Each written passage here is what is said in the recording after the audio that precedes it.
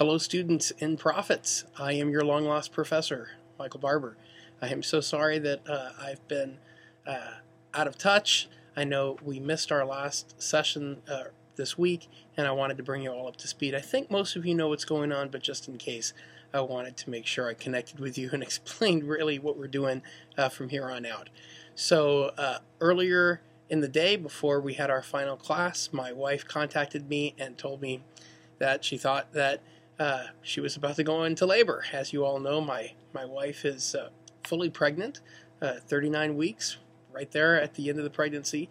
And although the pregnancy is scheduled to end on Monday with the C-section, it seemed as if the baby had other plans. Now, it all turned out to be a false alarm.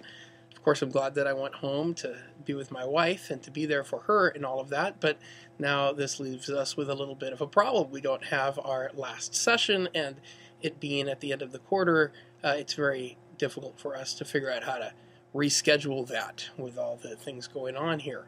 And in doing so at such late notice, it really is not possible.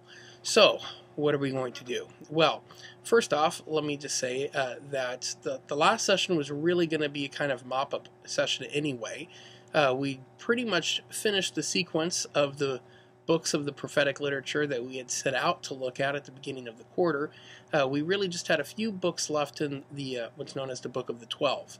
Books like Zechariah and Haggai, Malachi. And there's so much we could say about these books, but one of the big things that I wanted you to see here is that in these post-exilic books, there's a recognition that the temple that's been rebuilt at the time of Ezra and Nehemiah, the temple that was rebuilt after the Babylonian exile, really fails to live up to those glorious expectations of Isaiah and Ezekiel that we'd read about earlier. And that sets up quite well. It sets up the New Testament, right? The whole idea that the new temple has yet to be made manifest. The new temple has yet to come.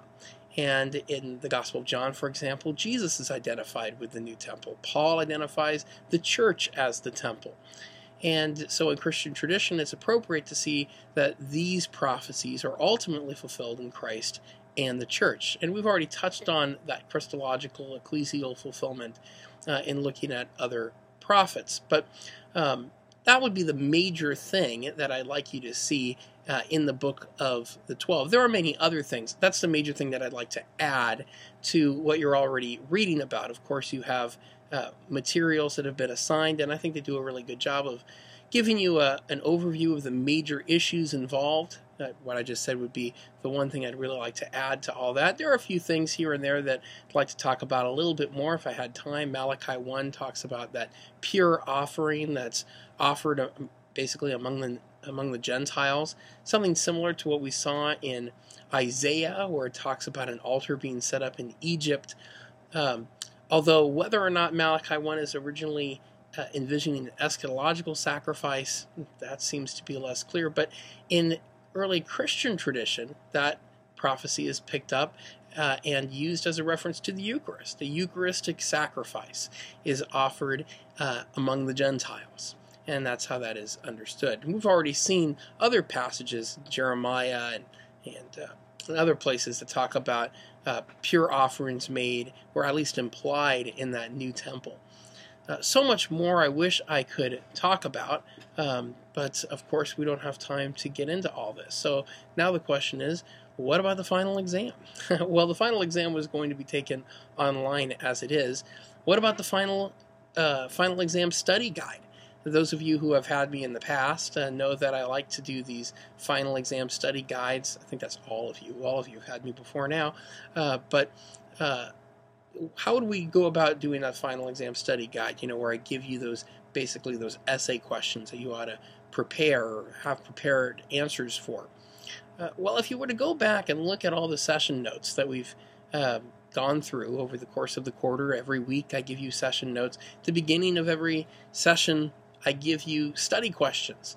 And the final exam would really just be all those study questions brought together. So I want to encourage you to go ahead and look at how all of those can be brought together and be prepared to answer those questions. So I'm going to leave it to you to do the arduous work of looking at all 10 handouts, or all 9 handouts, I should say, and pulling together those session study questions. But you're really pretty prepared. The few things I would have covered in those minor prophets are really covered quite well in your textbook. So let's see here. Anything else? I'm going to move this final exam just back a little bit. I know for those of you on campus it was supposed to be completed by Friday. I'm moving it back to Tuesday for everybody. So that gives you all a little bit of extra time to do that very difficult task of looking at 10 or 9 different session notes and copying and pasting them all into one document, but if you need to do that. But you should be ready to go. I want to thank you all for your patience. I know this was inconvenient for this to happen in the last week of class, but you've all been very great, and I appreciate all the notes that I've received telling me that you're praying for my wife and for my family. We're all very excited about baby Barber number 5 coming soon.